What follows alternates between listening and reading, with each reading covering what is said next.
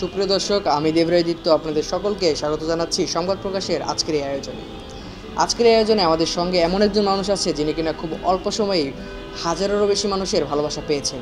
যদি ধরতে হয়, প্রায় 50,000 মানুষের ভালোবাসা নিয়ে তিনি প্রায় সবার মনে অবস্থান করছেন। বলছিলাম সাদাব হোসেনের কথা, যিনি কিনা খাবারের ভিডিও দিয়ে খাবারের মাধ্যমে মানুষের মন জয় করেছেন। তো আজকে আমরা তার সাথে কথা বলবো, জানা অজানা অনেক কথাই জানবো এবং কিভাবে তার এই জার্নিটা এত দূর এগিয়ে গেল সে বিষয়ে জানবো। তো চলুন তার সাথেই কথা বলা যাক। সেভাবে বিষয়টা হচ্ছে, আমি যেহেতু 3 বছর যাবৎ কন্টেন্ট ক্রিয়েশনে আছি, তো এখন আপাতত কন্টেন্ট ক্রিয়েশনেই থাকতে চাই। আমি এখন অনার্স প্রথম বর্ষে অধ্যয়নরত আছি। তো যখন লেখাপড়া শেষ হবে, তখন যদি কোনো কিছু সুযোগ থাকে তাহলে সেটা অবশ্যই করব, কিন্তু কন্টেন্ট ক্রিয়েশনটা হচ্ছে ফার্স্ট প্রায়োরিটি হিসাবে থাকবে আমার। আমি তো বললামই আপনাকে যে কন্টেন্ট ক্রিয়েশনটা হচ্ছে আমার ফার্স্ট প্রায়োরিটি। তারপরে কন্টেন্ট ক্রিয়েশনের পাশাপাশি জীবিকা নির্বাহ করার জন্য যদি কিছু প্রয়োজন হয় তখন সেটা করব, কিন্তু অবশ্যই কন্টেন্ট ক্রিয়েশনটা মাস্ট বি থাকবে। ছোটোবেলা থেকেই আমি খুব খাদ্যপ্রেমী একজন মানুষ। মানে বেশিরভাগ সময় দেখা যেত যে বাইরেই খেতাম, বাসায় খেতাম না। 3 বেলার মধ্যে দেখা যেত যে 2 বেলায় আমি বাইরে খাচ্ছি। তো তখন থেকেই যে বাইরে খাবার প্রতি একটা ঝোঁক ছিল। তো পরবর্তী সময় যখন দেখতাম যে ফাহিম ভাই, খালেদ সাইফুল্লাহ ভাই তারা ভালো ভিডিও বানাচ্ছে, বিভিন্ন জায়গায় যাচ্ছে, গিয়ে খাবারের ভিডিও বানাচ্ছে, সো সেই জিনিসগুলো আমাকে অনেক টানতো, যে আমারও ইচ্ছা করতো যে আমিও এরকম জায়গায় যাব, আমিও খাবো। তো পেশা হিসেবে নেওয়ার কথাটা তো কখনোই মাথায় ছিল না, বা এখনও যে আলটিমেটলি আমার যে প্রফেশন যে এটাই হবে তারও তো কোনো নিশ্চয়তা নেই। কিন্তু প্রথম থেকে যখন ছিল, তারপরে আমরা যখন স্টার্ট করছি, তখন আমি ভাবতাম যে না, আমিও যাব, খাবো। সো সেখান থেকে আসলে শুরুটা তো অনেক বাধ্যবাধকতা ছিল। সো ওইটা বাধ্যবাধকতা পার হতে হতে আজকে এই পর্যন্ত পথ চলা আর কি। কন্টেন্ট ক্রিয়েশনে যে ইউটিউবিং করে বা ফেসবুকিং করে ভিডিও বানিয়ে যে টাকা ইনকাম করা যায়, এটা আমি জানতাম, কিন্তু আমি যে একটা সময় গিয়ে এই পর্যায়ে যাব সেটা আমার আসলে ভাবনার বাইরে ছিল। কারণ আমার নিজের কিছু সীমাবদ্ধতা ছিল, যেটা এখনও হয়তো আছে। আমার স্ট্যামারিং প্রবলেম আছে। সো তখন আমি ভাবি নাই যে এখান থেকে যে আমি টাকাটা ইনকাম করতে পারবো। কিন্তু আসলে ভাগ্যে থাকলে আর আসলে যেটা হয়, এবং ভাগ্য এবং প্লাস শ্রম দুইটার সমন্বয়েই আজকে ধরেন যে আমি এই পর্যায়ে অন্তত আসতে পারছি। আমি আর আমার ছোটো ভাই হচ্ছে খুব বাইরে খেতাম। তো আমরা যখন মাথায় প্ল্যান করলাম যে আমরা একটা চ্যানেল খুলবো, তখন আমরা চিন্তা করছিলাম যে কী নাম দেয়া যায়। তো তখন ভাবতেই আসলো যে আমরা তো বাইরে যাব প্রচুর খাওয়ার জন্য, তাহলে প্রচুর খাবো নামটা কেন নয়। তো সেখান থেকেই প্রচুর খাবো নামটা দেয়া আর কি। হ্যাঁ, অবশ্যই আছে। যেমন আমি ছোটোবেলা থেকে যখন আমি স্কুলে পড়তাম, তখন ফাহিম ভাইয়ের ভিডিও দেখে আমি শিখছি ফুড ব্লগিংটা কীভাবে করতে হয়, এখানে রেস্টুরেন্টে গিয়ে কীভাবে অ্যাপ্রোচ করতে হয়, কীভাবে প্রেজেন্টেশন দিতে হয়, কীভাবে খাবারকে ডেসক্রাইব করতে হয়, সেটা আমি ফাহিম ভাইয়ের ভিডিও দেখে শিখছি আর কি।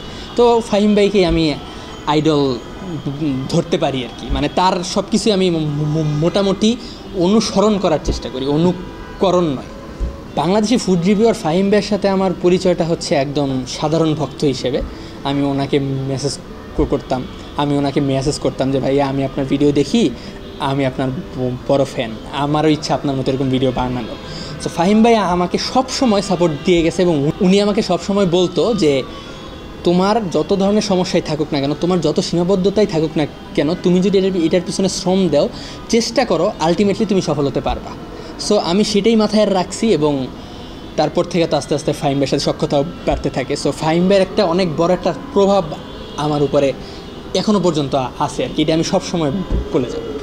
ফাহিম ভাইকে গ্রহণ করার আমার পিছনে মেইন কারণটা আমার যেটা মনে হয় যে ফাহিম ভাই সব কিছু রিয়েলিটিটা বুঝায়। ধরেন কোনো জায়গায় খাইতে গেল, সেখানে আসলেই চরিত্রটা কী খাবারের, সেটা উনি খুব সুন্দর করে ক্যামেরার সামনে ফুটিয়ে তুলতে পারে।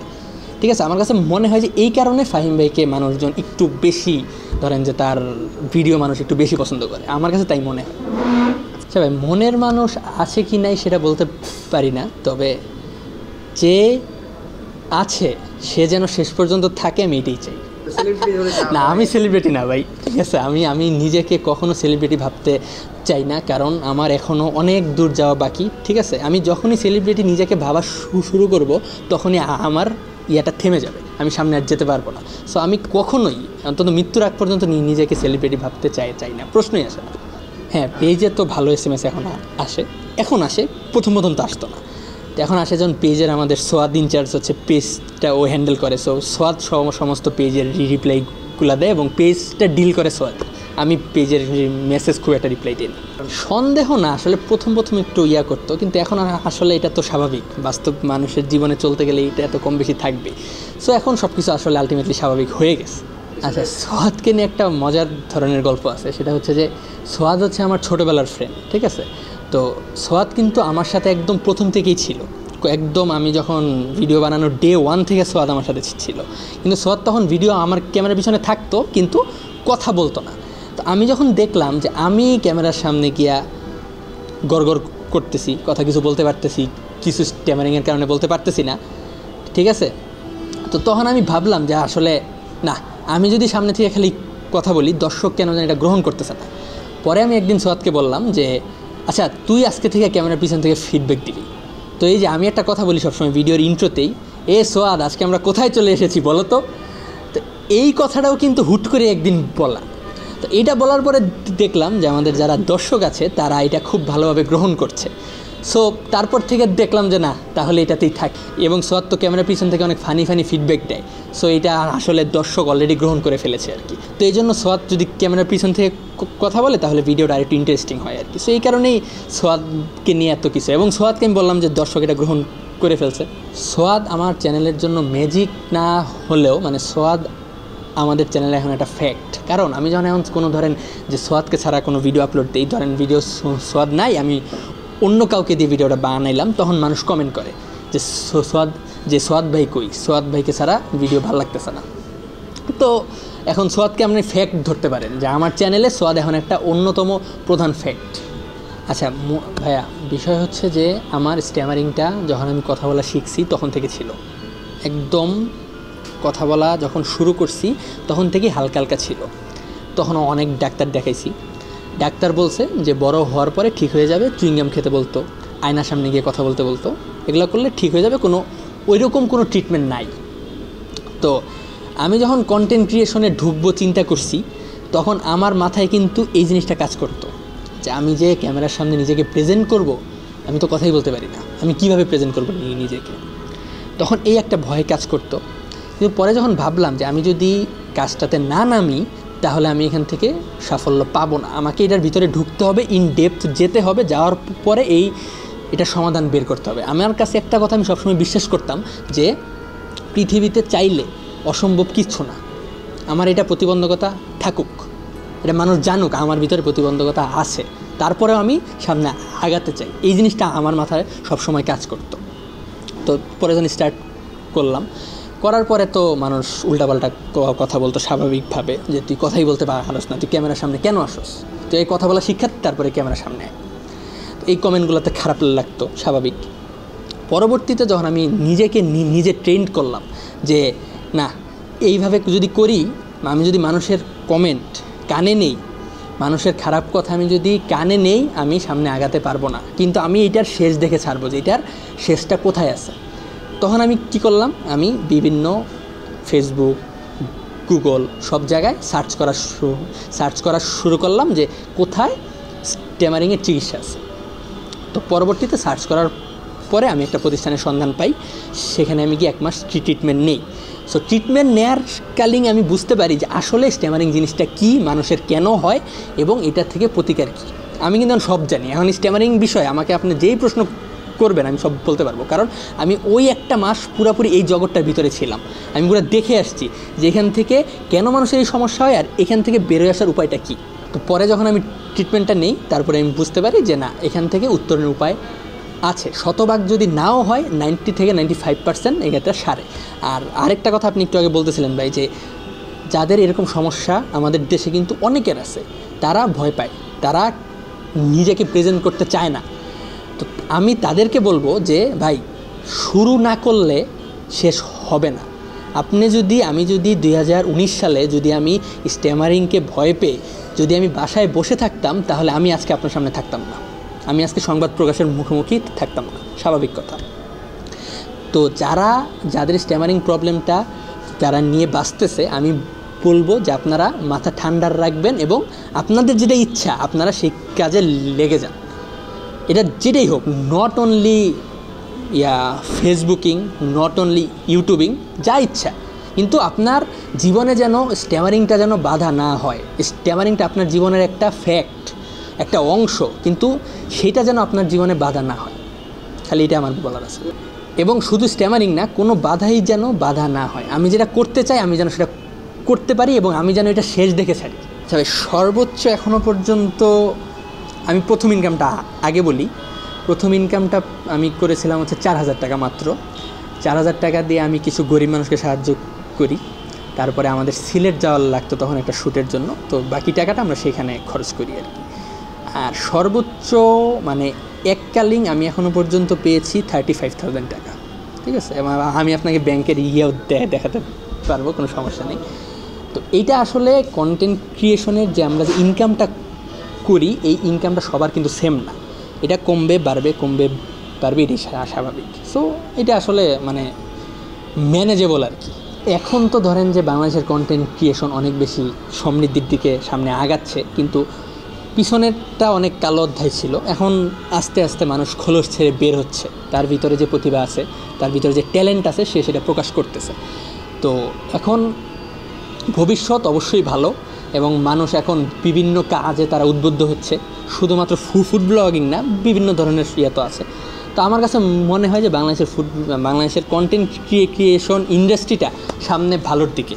ভাই প্রথমত হচ্ছে কাপল ব্লগিং করতে হলে আমার বিয়ে করতে হবে। বিয়ে করতে আমার আরও কমপক্ষে 4 থেকে 5 বছর সময় আছে, কারণ আমার এখন আমি মনে করি আমার এখনও বিয়ে করার বয়স এখনও হয় নাই, আবার দাড়িও উঠে নেই। সো দাড়ি না উঠলে যদি আমি বিয়ে করতে যাই তাহলে তো সমস্যা নেই, ঠিক আছে। তো এই জন্য আগে সব কিছু একটা সময় আছে, সময়টা হোক, তারপরে হচ্ছে দেখা যাবে। আর কাপল ব্লগিংটা আমি ভালো সেন্সে দেখি, কারণ কাপল ব্লগিংয়ে আমরা একটা পজিটিভ ভাইব পাই। স্বামী স্ত্রীর মধ্যে যে মধুর খুনসুটিটা, মধুর ঝগড়াটা, সেটা আমরা বুঝতে পারি। তো কাপল ব্লগিং কিন্তু কাপলরাই দেখে, আপনি কিন্তু কাপল ব্লগিং দেখি না।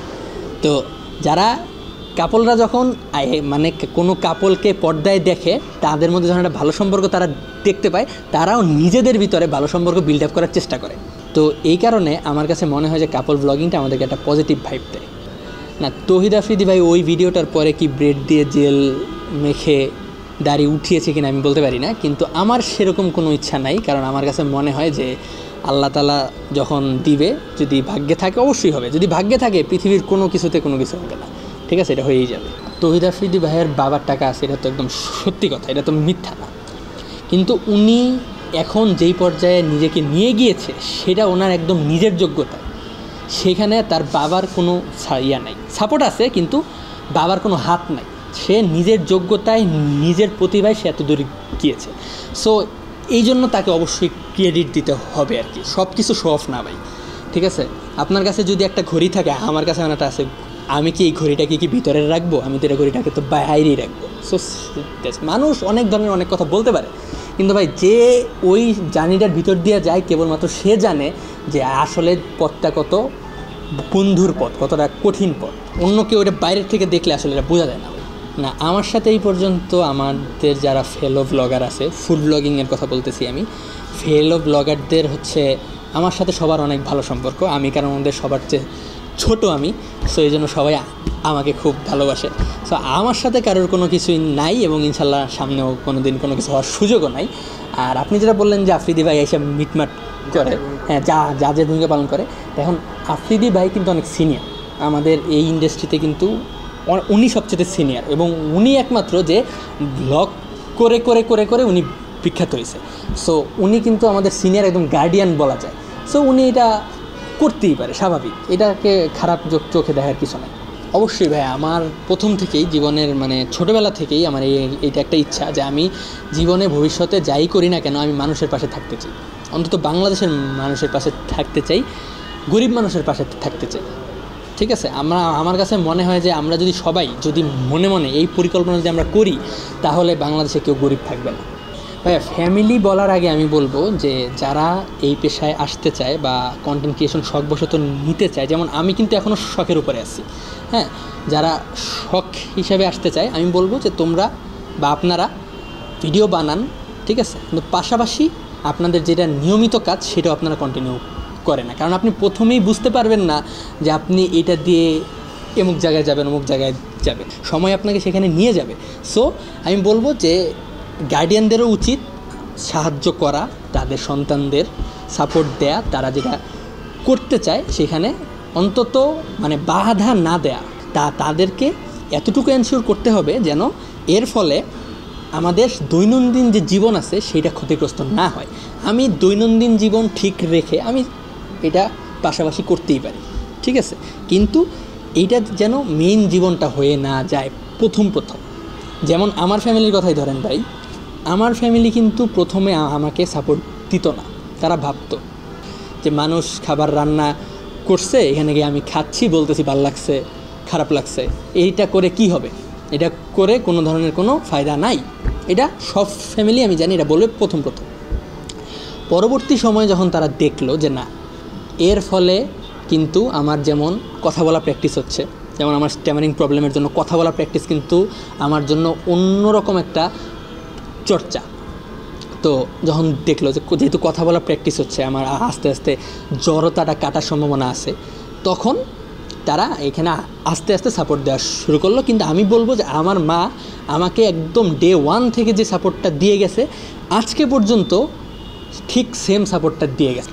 এবং আমি গর্ব করে বলতে পারি যেটা, আমার মা যদি না থাকতো আমি হয়তো এখানে এই পর্যন্ত আসতে পারতাম না ভাই। মায়ের হাতের রান্না সবচেয়ে পছন্দ হচ্ছে খিচুড়ি, ঠিক আছে, আজকে একটু বৃষ্টি আজকেও খিচুড়ি খেতে ইচ্ছা করতেছে।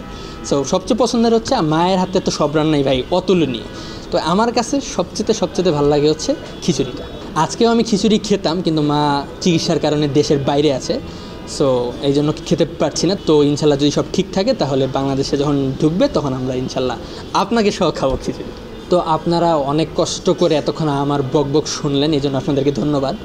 আর আপনারা তো এখন জেনেই ফেলছেন যে আমার চ্যানেলের নাম হচ্ছে প্রচুর খাবো।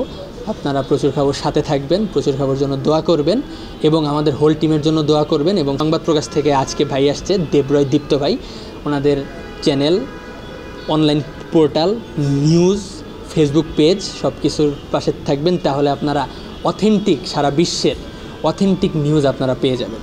সো পরিশেষে এটাই বলবো যে বাংলাদেশের কন্টেন্ট ক্রিয়েশনের সাথে থাকবেন। তো আপনারা যদি সাথে থাকেন তাহলে বাংলাদেশের কন্টেন্ট ক্রিয়েশন অনেক দূরে এগিয়ে যাবে।